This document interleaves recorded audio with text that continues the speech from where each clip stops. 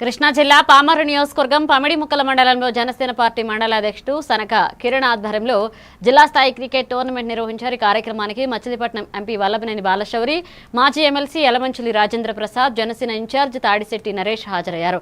యువత వ్యసనాలకు దూరంగా ఉండేందుకు క్రీడలను ప్రోత్సహించడం అభినందనీయమని ఎంపీ బాలశౌరి అన్నారు.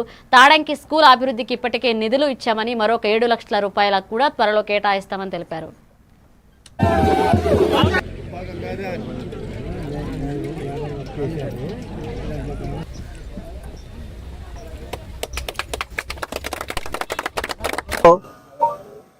తాడంకిలో క్రికెట్ టోర్నమెంటు సోదరుడు కిరణ్ అలాగే నరేష్ ఇక్కడ ఉన్నటువంటి పెద్దలందరూ కూడా కలిసి దీన్ని పిల్లలకు ఉత్సాహకరంగా సమ్మర్లో ఆడుకోవటానికి విధంగా ఒక క్రికెట్ టోర్నమెంట్ని ఏర్పాటు చేశారు.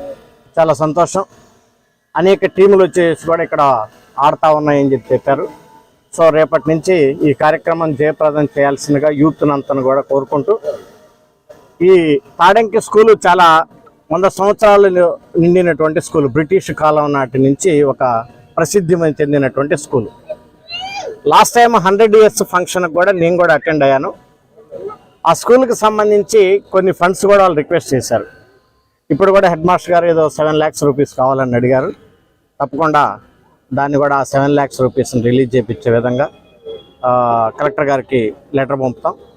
అదేవిధంగా ఫ్యూచర్లో కూడా దీనికి డెవలప్మెంట్ కార్యక్రమానికి ఏదన్నా ఉంటే స్థానిక నాయకులతో మాట్లాడి తప్పకుండా దీనికి కావాల్సినటువంటి అన్ని ఫండ్స్ని ఏర్పాటు చేస్తాం.